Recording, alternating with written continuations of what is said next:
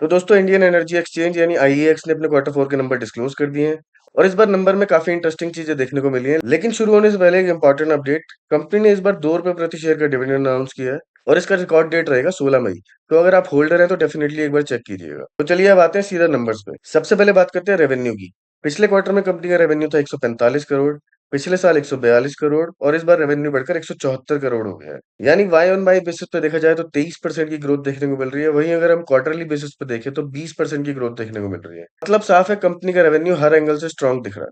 हालांकि एक बात देखने वाली है, मार्केट का एक्सपेक्टेशन था 180 करोड़ के आसपास और कंपनी ने डिलीवर किया 174 करोड़। तो नंबर बहुत ज्यादा बीट नहीं किए हैं लेकिन एक्सपेक्टेशन के आसपास ही परफॉर्मेंस रही है। तो चलिए अब बात करते हैं एक्सपेंसेस की। पिछले क्वार्टर में कंपनी के एक्सपेंसेस थे 30 करोड़, पिछले साल 27 करोड़ और इस बार एक्सपेंसेस बढ़कर 31 करोड़ हो गए।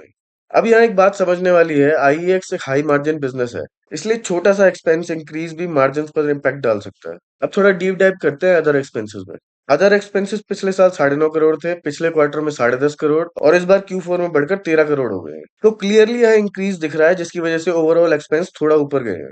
अब असली गेम होगा मार्जिन्स में, क्योंकि यहीं से पता चलेगा कि एक्सपेंस बढ़ने के बावजूद कंपनी ने प्रॉफिटेबिलिटी को कैसे मैनेज किया। तो चलिए अब बात करते हैं सबसे इंपॉर्टेंट पॉइंट, प्रॉफिट। पिछले क्वार्टर में कंपनी का प्रॉफिट था 119 करोड़, पिछले साल 117 करोड़ और इस बार प्रॉफिट बढ़कर 129 करोड़ हो गया। अगर इसे ब्रेक डाउन करें तो ईयर ऑन ईयर बेसिस पे 10% की ग्रोथ देखने को मिल रही है।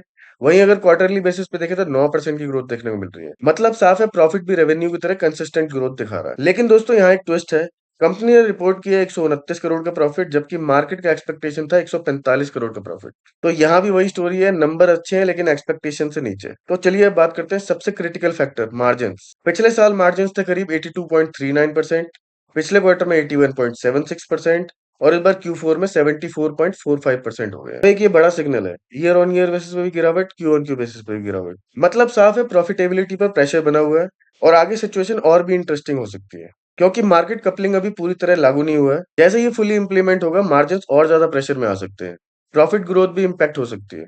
तो चलिए अब बात करते हैं ईपीएस की। ईपीएस पिछले क्वार्टर में था ₹1.34, पिछले साल ₹1.32 और इस बार Q4 में बढ़कर ₹1.45 हो गया। यहाँ भी डिसेंट ग्रोथ देखने को मिल रही है। तो दोस्तों नंबर देखने में अच्छे लग रहे हैं लेकिन रेवेन्यू और प्रॉफिट दोनों ही एक्सपेक्टेशन से नीचे है। मार्जिन पे क्लियर गिरावट है और सबसे बड़ा ओवरहैंग मार्केट कपलिंग। इसी वजह से स्टॉक में आपको अभी स्ट्रॉन्ग कन्विक्शन वाली रैली देखने को मिल रही है। जब तक क्लियरिटी नहीं आती मार्केट कपलिंग का एग्जैक्ट इम्पैक्ट क्या होगा। तो दोस्तों अगर ओवरऑल देखा जाए तो ऑन पेपर नंबर अच्छे हैं, ग्राउंड रियलिटी में थोड़ा कमजोरी दिख रही है। अगर आपको ऐसे डिटेल एनालिसिस पसंद है तो वीडियो को लाइक जरूर करें और चैनल को सब्सक्राइब करना बिल्कुल ना भूलें। धन्यवाद।